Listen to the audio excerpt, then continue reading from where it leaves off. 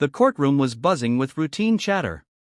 The clicking of polished shoes, the rustle of files, and the muted whispers of attorneys filled the room. But all of it came to a sudden halt when the doors creaked open, not with a shout, not with a gavel, but with a presence. A German shepherd walked in, steady, calm, and with purpose, carrying a black tactical bag in his mouth. His badge gleamed from his vest, and behind him trailed a man in uniform who looked like he'd aged a decade in a single night. Officer Luke Granger stood like a statue, pale and unreadable. All eyes followed the dog, Max, who walked straight to the judge's bench and placed the bag gently on the floor. No one in that courtroom could have guessed what was inside. No one knew that the contents of that bag were not only proof of service and sacrifice but a lifeline for a man who was quietly drowning. Before we dive into this incredible true story, please like, comment, share, and subscribe to Pawsitive Tales if you believe in kindness, second chances, and the unmatched loyalty of animals. These are the stories that remind us how deeply love can heal, and sometimes, that love arrives with fur, paws, and silent understanding. Officer Luke Granger was once known as the department's unshakable. Tall, lean, and disciplined to a fault, Luke had served in high-stress units, from SWAT to special task forces that investigated the city's darkest corners. He wasn't flashy, never spoke more than he had to, and never once called out sick in 15 years. But people didn't see what came after the missions, the silence, the guilt, the restless nights filled with screaming that only he could hear. It started slow, like fog creeping in. A missed phone call from his sister, a postponed family dinner, then a full weekend spent sitting on the couch, unable to move. His colleagues noticed the change. He was there, but distant. His eyes, once sharp and focused, seemed to look through people now. The department psychiatrist called it functional burnout with signs of PTSD, but Luke called it weakness, and weakness had no place in his world. That changed the day he met Max. Max was a rescue, both literally and emotionally. Dumped as a puppy in a snow-covered alley behind an abandoned gas station, Max had survived only because a homeless man wrapped him in a blanket and carried him 5 miles to a firehouse. Alongside him was a torn scrap of paper that read, "Please save him." He saved me.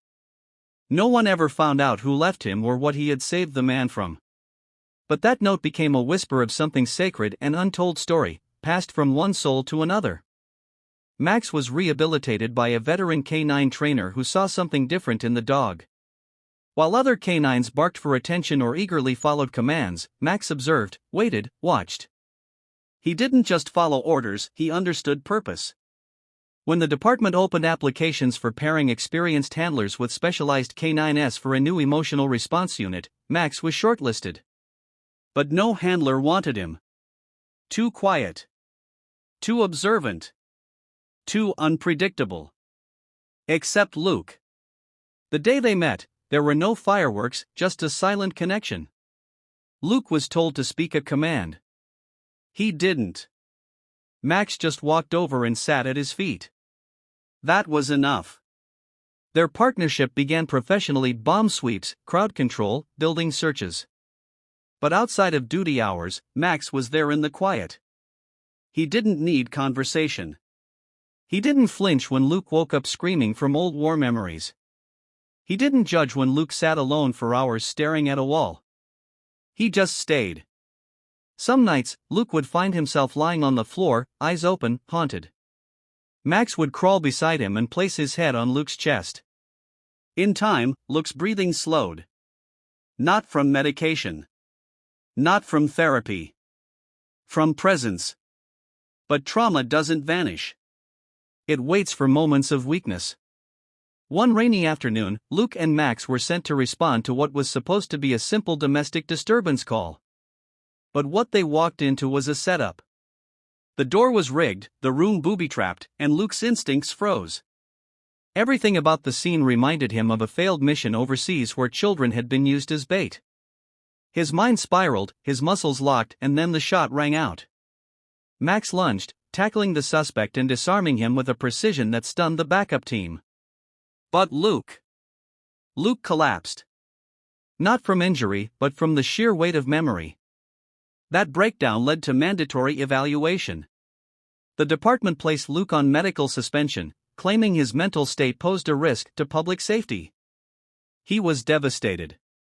His badge wasn't just a career, it was his identity. Without it, he felt like nothing. Luke didn't tell anyone, but he started drinking again, just enough to take the edge off. He ignored calls from his sister, avoided therapy, and even began questioning if Max would be better off with another handler. But Max knew. One evening, Luke clipped the leash onto Max for what was supposed to be a short walk. But Max refused to go the usual route. He tugged Luke toward a building Luke had never noticed before, a small, nondescript community center. Confused, Luke followed. Inside, a group of veterans sat in a circle, laughing, crying, healing. A sign read, First Responder PTSD and Support Group. Luke stood frozen at the doorway. But Max walked in and sat next to an old paramedic with a tremor in his hand. That small act broke the ice. Luke stayed for the whole meeting. That was the turning point. Luke began attending regularly. He worked with a therapist who specialized in trauma recovery.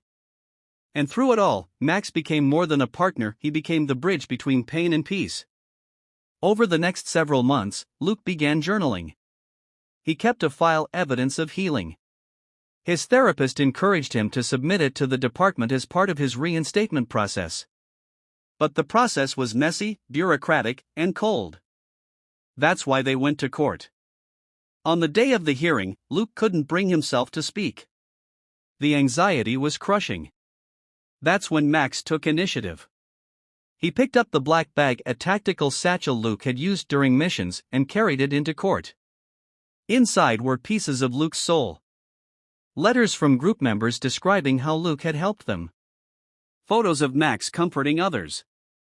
A video of Luke leading a support session. A hand-drawn picture from a firefighter's child of Luke and the hero dog. And finally, the original note that came with Max, please save him. He saved me. The courtroom was silent as these were read aloud. Luke broke down, for the first time in public. Not out of shame, but out of release.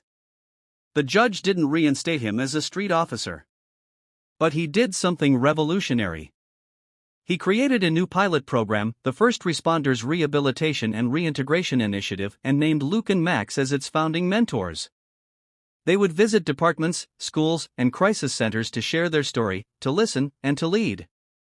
Now, years later, Luke stands on stage at a national mental health summit, Max sitting at his side with a calm dignity that radiates peace. Behind them is a screen showing clips from their journey, once broken, now whole. If this story moved you even a little, please like, share, and subscribe to Pawsitive Tales. These stories help change lives, real ones. And if a dog, a person, or a second chance helped you heal, let us know in the comments. Special request, please comment below if you've ever felt saved by someone unexpected, even a dog. Your story might give someone else the strength to hold on just a little longer.